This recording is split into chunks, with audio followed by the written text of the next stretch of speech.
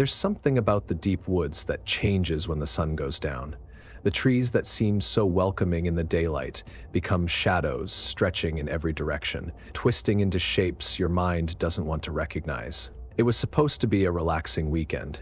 Just me, Marcus, Lucy, and Ellie, four old friends trying to reconnect before life pulled us in different directions. We had no idea that by the end of the trip we'd be fleeing through those very same woods, our hearts pounding in our chests, knowing something was watching us.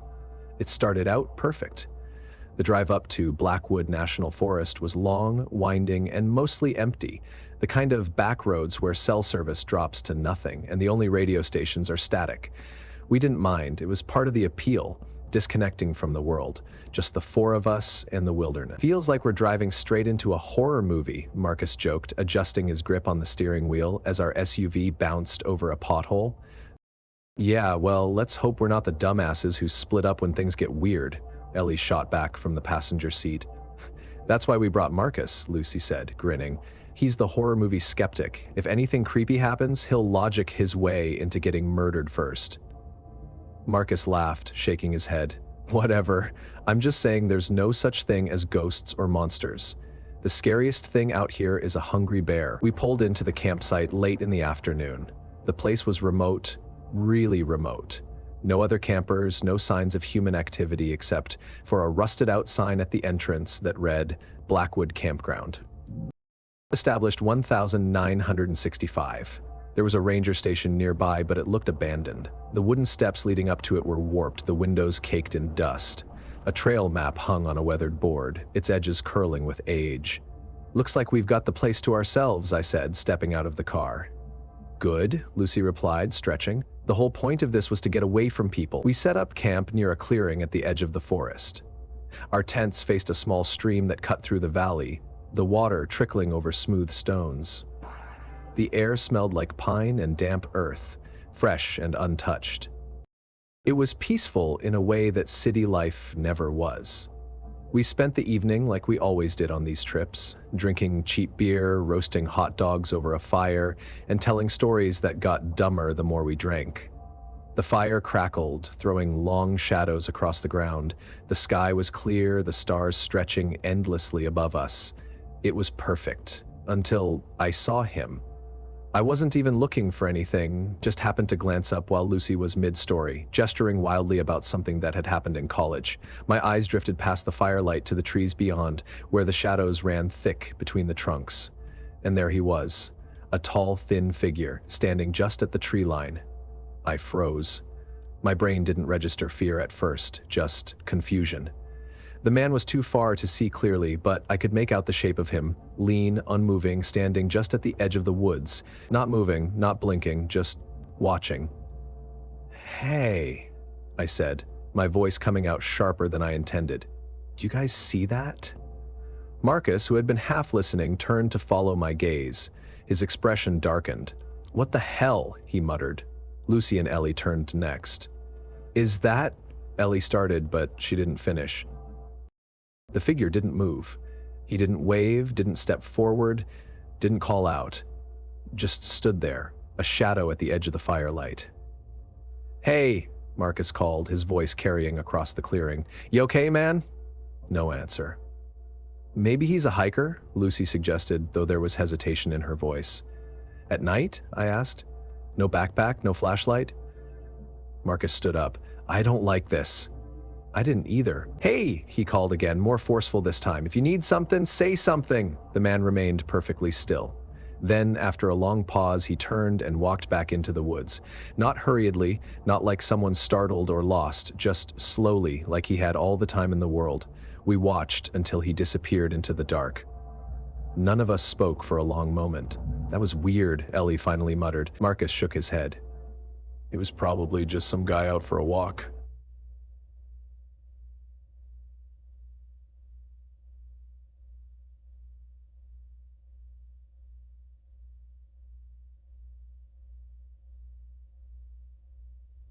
Lucy shivered. Can we not? We tried to shake it off, but the mood had shifted. I am uncomfortable. I can't sleep. We tried to shake it off, but the mood had shifted. The fire wasn't as comforting anymore. Every snap of a twig in the woods made us glance up, our laughter forced. Eventually we called it a night, but I didn't sleep well. I kept picturing that figure standing there just at the edge of the trees, watching. The second night. By the next afternoon, we'd mostly convinced ourselves it was nothing. We spent the day hiking, swimming in the stream, and pretending we weren't all thinking about what we had seen. But when dusk fell, something shifted again. We were eating by the fire when Marcus stopped mid-bite, his face suddenly pale. "What?" Ellie asked. Marcus didn't answer. He was looking past us, toward the woods. I turned. He was there again, closer this time, half huddled behind a tree just beyond the firelight, his face obscured by the shadows. A bolt of cold shot through me. "What the hell?" Lucy whispered. "Okay, no," Marcus said, standing up. "I'm not doing this twice." "You need help or what?" "Nothing." The man didn't move. Didn't acknowledge us. Then, slowly, he leaned forward from behind the tree, just enough that the firelight caught his face. I wish it hadn't. His skin was pale, stretched too tight over his skull. His eyes were sunken, black pits in the firelight. His lips were cracked and curled in a smile that wasn't a smile at all. And then, without a sound, he stepped backward into the darkness, vanishing into the trees. We broke camp in record time. I don't remember much after that. Just the frantic way we threw things into the car, the feeling of my hands shaking as I shoved my sleeping bag into the trunk, the way Ellie kept whispering, Jesus Christ," under her breath. We didn't even put the fire out properly. We just got in the car and floored it.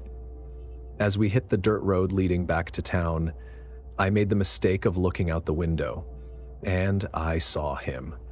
Standing at the edge of the road, watching us leave. His eyes met mine, and for just a second, I swear I saw his lips move. But I couldn't hear the words over the roar of the engine, and I don't think I ever want to know what he was saying. The drive home from Blackwood National Forest was silent, the only sound the hum of the tires on the empty highway. None of us spoke about what we had seen, what we had felt, but we all knew. It wasn't something we could rationalize or explain away. There had been someone out there, watching us, following us. And worst of all, we would never know why. I thought I'd shake the feeling after a few days, that the terror of that weekend would fade into just another unsettling memory, a story to tell at parties. But I was wrong. It lingered in the back of my mind, clawing at my thoughts when I was alone. Every shadow outside my apartment window felt just a little too dark, every stranger's stare a little too long. I tried to distract myself by throwing on the TV late one night, hoping for something mindless to drown out my thoughts. That's when I saw it. The news anchor's voice was calm, detached. Just another story in a long list of things people would forget about in the morning. A family of 4 fled Cascade River campground late last night, abandoning all their belongings. Park rangers discovered their tent and gear intact, but the family has yet to return to claim them. No official statement has been given as to why they left so abruptly. I sat up. A familiar unease crawled up my spine. I didn't know these people. I didn't know what had happened to them, but I knew. Something was out there. We had never been to Cascade River campground before. Hell, we had never even planned to come. It was a last-minute trip, something Amanda and I had thrown together when we realized how fast summer was slipping away. Our kids, Lily and Ben, had been begging for an adventure, and a weekend away from the noise and routines of home felt like exactly what we needed. The drive up was peaceful, the winding road snaked through towering evergreens, the air growing cooler the higher we climbed. The kids chattered excitedly in the backseat, pointing out deer that darted between the trees. By the time we pulled into the campground, the sun was hanging low, casting golden streaks across the sky. The place was quiet, only a few other tents scattered in the distance.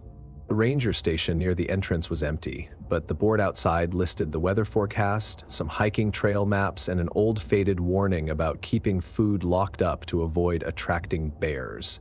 We found a perfect spot near the river, close enough to hear the steady rush of water. The air smelled crisp, a mixture of pine and damp earth, the kind of scent that made you want to breathe just a little deeper. Setting up camp was easy. Amanda handled the tent while I got the firewood sorted. The kids ran along the riverbank, their laughter echoing through the trees. For a while, it felt perfect. As night fell, we gathered around the fire, roasting marshmallows and telling stories. Lily loved ghost stories, though they always made her regret it by bedtime. Ben, on the other hand, was still young enough to believe that I could protect him from anything. The stars blinked into existence one by one, scattered across the sky like shattered glass. The only sound was the crackling of the fire and the occasional hoot of an owl somewhere in the distance. It was peaceful, until it wasn't. It started as a whisper. At first I thought it was the wind, a soft murmur threading through the trees. Then I realized it had rhythm, a deliberate cadence, like words spoken just out of reach. Amanda noticed it too. She turned to me, her face illuminated by the firelight. "Do you hear that?" I nodded, slowly, my eyes scanning the darkness beyond our campsite. Lily and Ben were still giggling, oblivious. I forced a smile. Probably just the wind. Amanda didn't look convinced, but she didn't push it. The whispering stopped. I tried to shake it off, to tell myself I was being paranoid. But even after we put out the fire and crawled into our sleeping bags, that unease didn't fade. It pressed against me, thick and suffocating. I don't know how long I lay there, staring at the ceiling of the tent, listening to the steady breathing of my wife and kids. And then I heard it. Slow, deliberate footsteps. They crunched softly against the gravel path just outside the tent. My body went rigid. A bear, I thought. But something inside me knew that wasn't right. I held my breath, straining to listen. The steps stopped. A long silence. Then, the zipper. I nearly stopped breathing. The zipper on the tent, our tent, was sliding down, slowly, deliberately. My hand closed around the flashlight beside me. Amanda stirred, sensing my tension. I pressed a finger to my lips, silently telling her to stay still. The zipper stopped halfway. I swallowed hard. I flicked on the flashlight and pointed it toward the entrance in one quick motion. Nothing. The flap hung open slightly, swaying in the cool night breeze. Beyond it, only darkness. My heart pounded against my ribs. For a long moment, I didn't move. I just sat there, listening. And then, from just outside the tent, a voice. Soft, breathy, wrong. Let me in.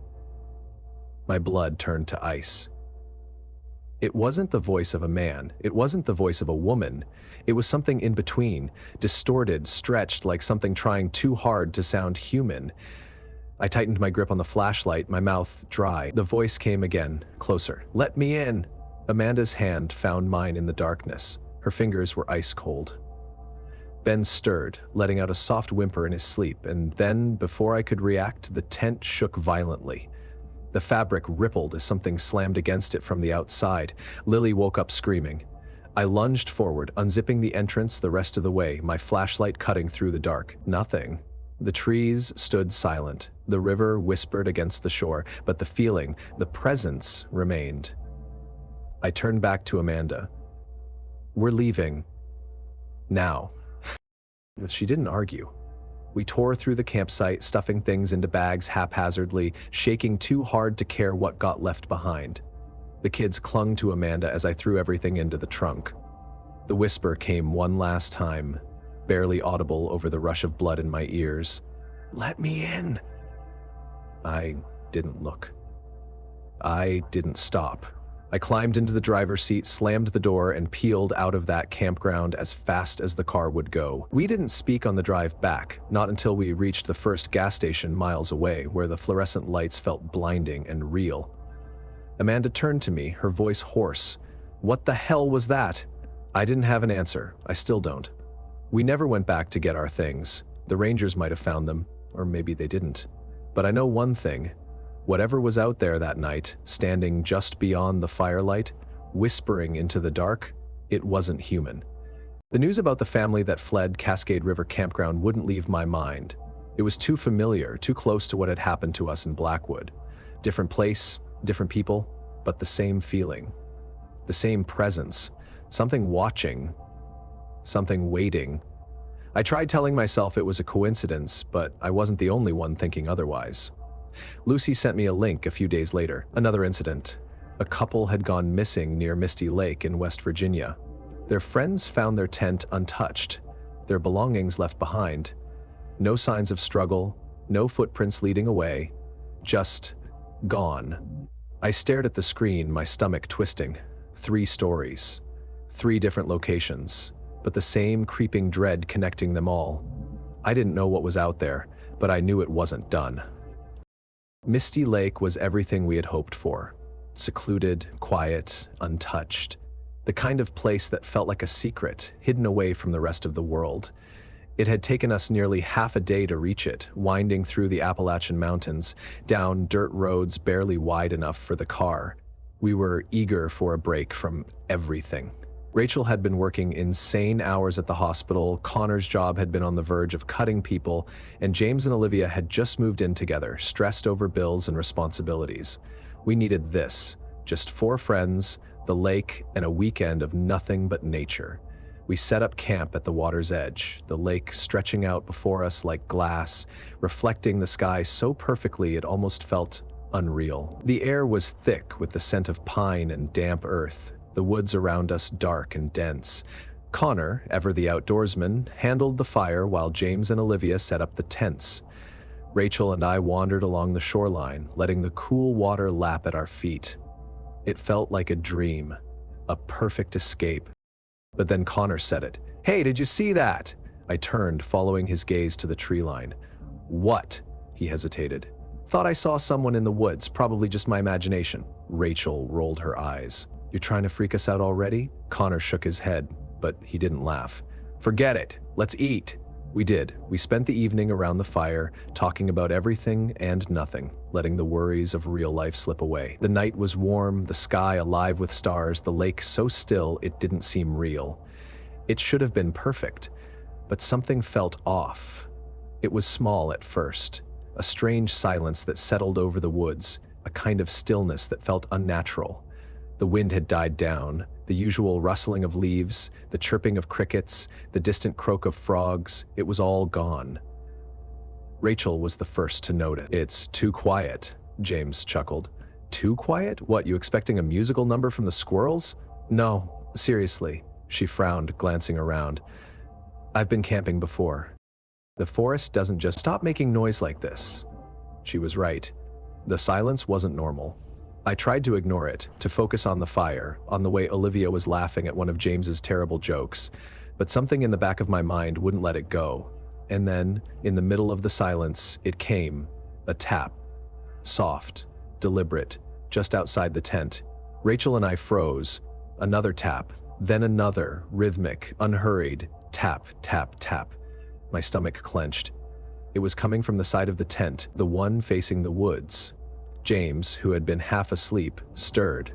"What the hell is that?" I reached for my flashlight, my hands cold. Rachel grabbed my arm. "Don't. We need to see." I moved slowly, unzipping the tent just enough to poke the flashlight out. I clicked it on. The beam cut through the darkness, landing on nothing, just the trees, standing tall and silent. I let out a breath, my heart hammering. "There's nothing." A shadow moved. I jerked the light toward it, but it was already gone. Something had been there, watching. Rachel pulled the zipper closed, her breathing shaky. "It's probably just an animal." I nodded, but I didn't believe it. Neither did she. The next morning we tried to laugh it off. Maybe it had been a raccoon, a stray branch hitting the tent. But there was something unspoken between us, a tension that hadn't been there before. Connor and James decided to go fishing. Rachel and I stayed back, cleaning up the camp, trying to push the unease away. Then Rachel stopped mid-step, her face pale. "Where are Olivia's shoes?" I frowned. "What?" She pointed to the tent. "She left them by the entrance. They're gone." I checked around the campsite. No sign of them. They hadn't been knocked over, hadn't been moved, they were just gone. Rachel swallowed hard. "Something's not right." I didn't argue. When Connor and James returned, we told them. James laughed it off, but Connor didn't. His face was tight, his eyes scanning the woods. "Last night," he hesitated. "I don't think I imagined it. I saw something in the trees." No one spoke. Then Olivia's voice called out from the woods. "Guys?" We turned. She was standing at the tree line. Something was wrong. Her stance was stiff, unnatural. Her arms hung at her sides, her head tilted slightly, too still. "Olivia?" James called. "Where the hell did you go?" She didn't answer. She took a step back, then another, and then she was gone. James ran after her. We didn't have time to stop him. He vanished into the trees. The silence was deafening. Then Rachel whispered, "Something's not right." I turned to Connor. His face was pale. "We need to leave, now." We grabbed what we could, stuffing things into bags, moving as fast as possible. James hadn't come back, neither had Olivia. We called their names, our voices swallowed by the woods. Nothing, no sound, no movement. It was as if they had never been there at all. By the time we reached the car, I was shaking. Connor started the engine. The tires spun against the dirt as we sped down the road, not looking back. Not until we saw it, standing at the side of the road. Olivia, or something that looked like her head tilted, her eyes empty, her lips moved. I couldn't hear what she said, and then she was gone. We didn't stop. We didn't go back. We just drove. We told the rangers. They searched the area for days. They never found James. They never found Olivia. But I know one thing. They didn't leave. Something took them. There was a pattern. I knew it now. The news stories, the disappearances, the feeling that clung to me like something unseen, just beyond my reach. Blackwood, Cascade River, Misty Lake, each one different, yet the same. Something lurking at the edge of the dark, waiting, watching. Rachel and Connor were interviewed on the news. Their voices were hollow, their eyes distant. They described how Olivia and James had vanished, how there were no tracks leading away from the campsite, like they had simply been erased. I had the sickening feeling that no search party would ever find them. Days later, another article popped up. A group of hikers had fled Devil's Hollow Forest in Oregon. They wouldn't say why, but I knew. We found Devil's Hollow on an old map in the library. The name alone made us laugh. It sounded like something from a cheap horror movie. "This place is supposed to be haunted," Kevin said, grinning as he spread the map across the dorm table. "Old logging town, burned down in the 1800s. Nobody ever rebuilt it." Brian leaned in. "And let me guess, ghost stories, right?" "Not just ghost stories. Disappearance stories." Sophia smirked. "Sounds like you want to get us all killed." "We'll be fine," Kevin said. "Come on, it'll be fun." I don't know why we agreed. Maybe we were bored, maybe we wanted an adrenaline rush. Maybe we were just stupid. The drive to Devil's Hollow took half a day, winding through dense pine forests, past abandoned cabins and rusted-out road signs. No cell service, no other cars, just us and the road, disappearing deeper into the wilderness. By the time we arrived, the sun was already low, staining the sky in deep purples and reds. The place was wrong. The trees were taller than they should have been, their twisted limbs reaching like skeletal fingers. The air felt heavier, thicker, as if the forest itself was pressing down on us. We set up camp near an old, overgrown trailhead. The fire crackled, sending flickering shadows against the trees. For a while we laughed, drank cheap beer and told ghost stories, the way college kids do when they think nothing can hurt them. Then Kevin stopped mid-sentence. "Did you see that?" We turned. The trees stood silent. Sophia frowned. "See what?" Kevin shook his head. "Thought I saw something." Brian snorted. "You just want us to get freaked out." But Kevin wasn't laughing.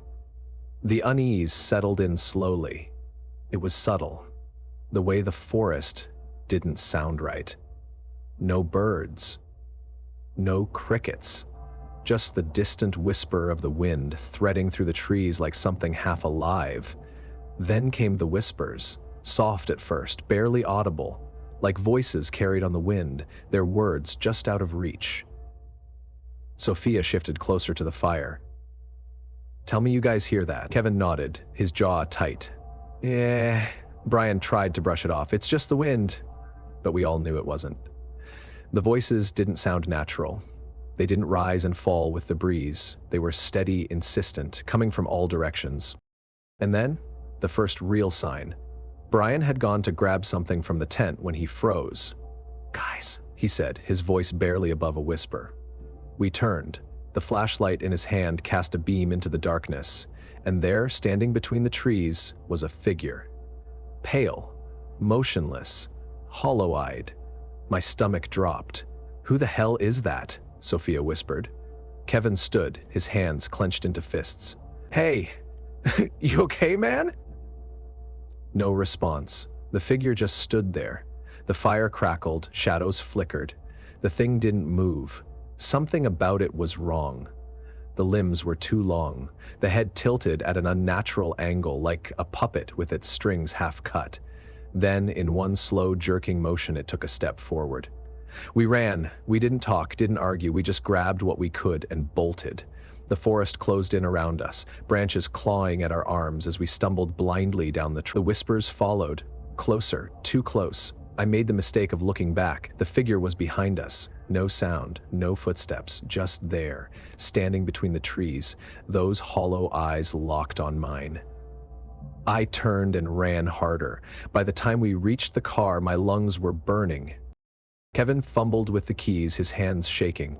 The locks clicked, and we piled inside, slamming the doors shut. Silence. Nothing moved outside. For a moment, I thought maybe we had imagined it. Then Brian let out a choked noise. Look. We turned. The figure stood at the edge of the clearing, watching. Its head tilted, those empty eyes locked onto us. And then it smiled. The engine roared to life and Kevin slammed on the gas. The tires spun against the dirt before catching and we sped away, leaving Devil's Hollow in the rearview mirror. No one spoke. Not until we saw the town lights glowing in the distance, breaking the suffocating darkness. Then Sophia whispered, "What the hell was that?" No one had an answer. We never told anyone what happened. But sometimes, late at night, I hear the whispers, and I know it's still watching. I couldn't sleep. After what happened in Devil's Hollow, after the Hollow Eye thing, I thought I'd be able to push it down, to pretend it hadn't followed us back. But sleep didn't come easily anymore. The whispers had stopped, but I could still feel it. Not in the room, not in my dreams, but just beyond the edge of my thoughts.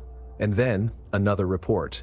3 siblings had fled their campsite in Redwood Trails, California, leaving their tent, their gear, everything. When rangers found the abandoned campsite, they assumed it was a bear attack.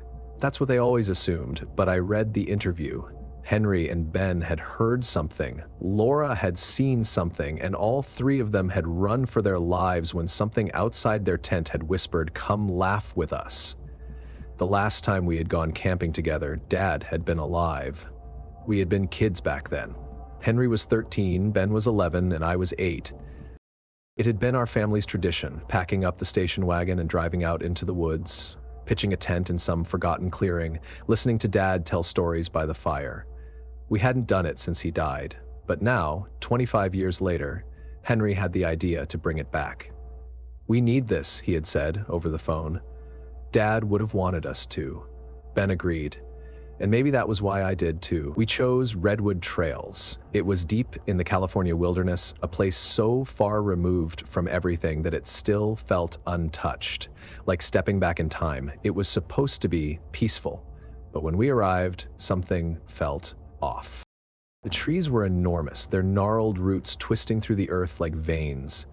The air was thick, the kind of silence that wasn't really silence at all. It was waiting. We set up camp near a small clearing, just like we used to. The fire burned bright, flickering against the trees, and for the first time in years, we let ourselves relax. We talked about Dad, about the way he used to make up stories about things in the woods. Old legends, lost spirits, creatures that only came out after dark. "He'd love this," Henry said, stretching back against a fallen log. Ben nodded, stirring the fire with a stick. "Yeah, he would," and then we heard it, laughter, distant, echoing through the trees. We froze. It wasn't normal. It wasn't right. It was off. It had no direction. It wasn't coming from a campsite or a group of hikers. It was just there, shifting through the trees like something floating in the air. A child's giggle, then an old man's wheezing cackle, then something else.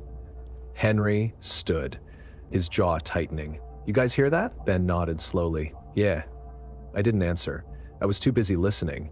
The laughter wasn't moving away, it was getting closer. We tried to brush it off. Maybe it was just other campers. Maybe it was a trick of the wind. Maybe... But when we crawled into our tents that night, it hadn't stopped. I lay in my sleeping bag, staring at the ceiling of the tent, listening. The wind moved through the trees, rustling the branches. The fire crackled, its embers still glowing. And somewhere just beyond the campsite, something laughed. Softly, too close, Ben shifted beside me. "Laura?" I didn't answer because I could see it. The tent wall was thin, too thin, and just outside the fabric something moved. A shadow, a shape. Tall. Wrong. It crouched, pressing against the tent, the silhouette of its face barely visible through the thin nylon. It was smiling, and then, in a voice that wasn't a voice at all, it whispered, "Come laugh with us," I screamed. Ben scrambled for the zipper. Henry yelled from his tent, his voice sharp and panicked. And then the tent shook. Not from wind, not from an animal, from hands. Something was gripping it, pulling it, shaking it. Ben and I burst out, falling into the dirt, scrambling backward toward the fire. Henry was already there, his flashlight cutting through the dark. Nothing, no footsteps, no figures. No thing waiting in the trees, just us. And the laughter. Still there.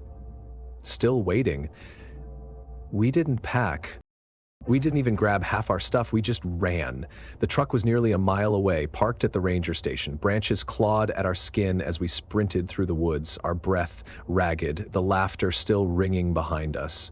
Fainter now, but still there. I don't remember reaching the truck. I don't remember throwing myself inside.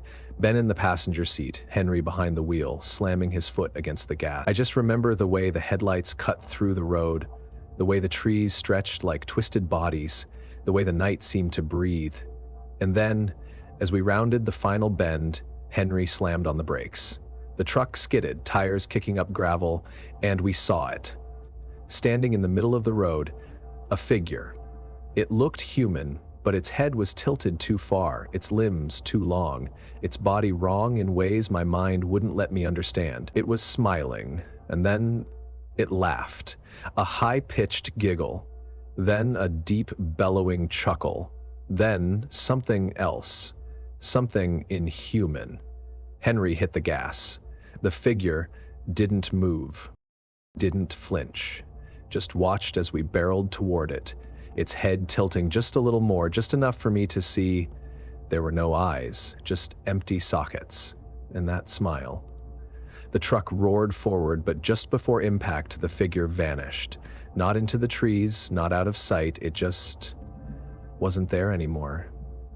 The laughter faded, the night was silent. We didn't stop, we didn't talk, we just drove. At the next gas station, we sat in the parking lot, our hands still shaking. Ben stared at the dashboard. What the hell was that? Henry exhaled slowly. I don't know. I looked back at the road, my chest tight. I didn't say what I was thinking. That whatever it was, it hadn't been alone. I didn't want to keep looking. After Blackwood, Cascade River, Misty Lake, Devil's Hollow, and Redwood Trails, I knew what I would find. I knew that another story would appear, another set of people running for their lives, another campsite abandoned with no logical explanation.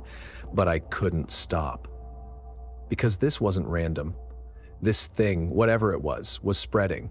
And when I found the story from Whispering Pines, Colorado, I realized something terrifying. The others had fled, but this time, one of them never came back. Mason had been the one who convinced us to do Whispering Pines. We had already hit 6 states on our cross-country hiking trip, and we were looking for something more remote, something that hadn't been turned into an overpopulated Instagram hotspot. This place is supposed to be untouched, Mason had said, grinning as he passed Jonah his phone.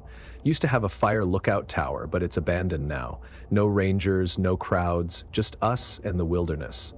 Elena wasn't as convinced. If it's abandoned, then what if we get hurt? Mason shrugged.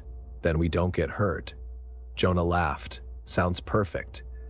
We packed up our gear and drove into the mountains, the road narrowing the further we went. By the time we reached the trailhead, the trees had closed in around us, thick and unyielding. The world outside the forest disappeared. No other cars, no signs of people. Just the 3 of us, standing at the edge of the unknown.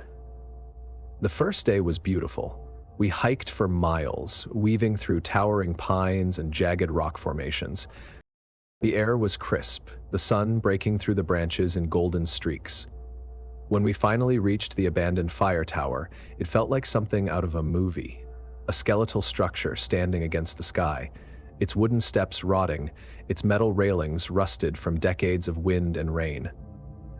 We set up camp just below it, near a small clearing with a view of the valley. From up there, you could see everything: the winding rivers, the rolling hills, the way the forest stretched endlessly into the distance.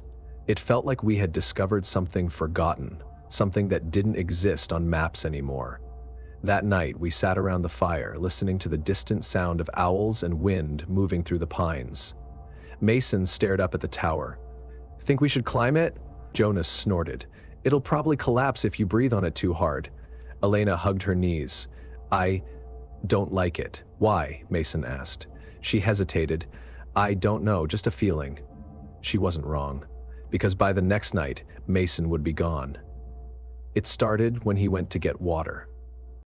The stream wasn't far, just a 5-minute walk from camp. We had all gone there earlier in the day, refilling our bottles, cooling our feet in the water, but when Mason left with his pack, he never came back. At first, we didn't worry. 15 minutes passed, then 20, then 45. Jonah stood, stretching. "I'll go check. I'm coming," I said. Elena hesitated. "I don't think you should." I turned to her. "Why?" She swallowed. "I don't know."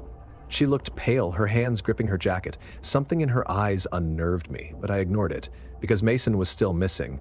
The trail to the stream was quiet, too quiet.